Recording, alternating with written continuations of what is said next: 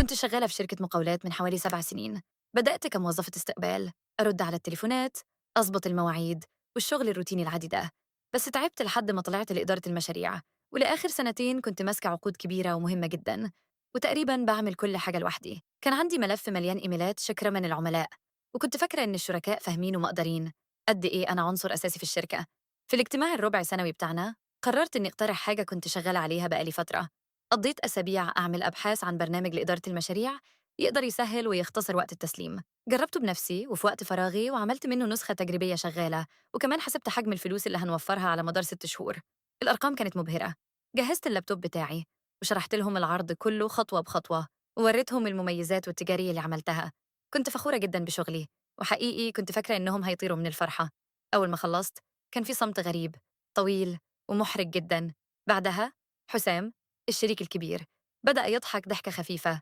مش الضحكة الحلوة، لأ، دي الضحكة الساخرة المتكبرة اللي تخلي بطنك تقلب.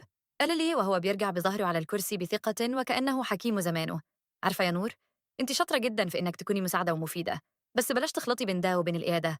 انت هتفضلي طول عمرك مساعدة شاطرة، وده مش عيب ولا حاجة تتكسفي منها. أنا افتكرته بيهزر. حقيقي قعدت مستنية يقول بضحك معاكي. بس بعد كده كريم، الشريك التاني، دخل في الكلام وقال بمنتهى الجدية: فعلا، بلاش نديها أفكار أكبر من حجمها وقدرتها. وشي بقى أحمر وكنت متعصبة.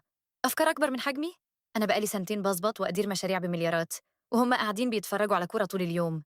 بس الموضوع زاد عن حده لما كمل كلامه وقال: إحنا مقدرين مجهودك حقيقي، بس يا ريت تركزي في الحاجات اللي بتفهمي فيها كويس: المواعيد، التنظيم، وإن الدنيا تمشي مظبوط. واتركي الرؤية العامة والتخطيط الكبير لينا إحنا. هم شايفيني مش الشخص اللي كبر وتطور مع الشركة، هم شايفيني نفس البنت الريسبشنست من 7 سنين، بس بتعمل مهام شكلها أكبر شوية. كل السهر، كل المشاكل اللي حليتها مع العملاء، كل الكوارث اللي أنقذت الشركة منها، هم كانوا فاكرين إن ده مجرد شطارة. قفلت اللابتوب بتاعي بالراحة قوي، شلت الفيشة ولفيت السلك. القاعة كلها كانت بتتفرج عليا.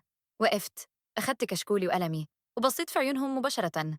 قلت له: أنا طلعت أتغدى، محدش يستناني. مشيت على طول على مكتوب الموارد البشرية. بسمة كانت قاعدة على مكتبها بتاكل. طلعت تليفوني، كتبت إيميل الاستقالة في ساعتها. قلت لها: أنا بقدم استقالتي حالا. كانت هتتخنق بالأكل من الصدمة. قالت لي: إيه اللي حصل؟ حابة نتكلم؟ رديت: لا، أنا هستغل الأسبوعين بتوع إجازتي السنوية، والنهاردة آخر يوم ليا. رجعت لمكتبي، لميت حاجتي الشخصية في كرتونة. حسام طلع من أوضة الاجتماعات وشكله متلخبط ومش فاهم. نور، أنت بتعملي إيه؟ قلت له وأنا ماشية: بنفذ كلامك، بركز في الحاجات اللي بفهم فيها كويس، بنظم خروجي من هنا. وده كلف شركتي القديمة أكثر من مجرد موظفة استقبال.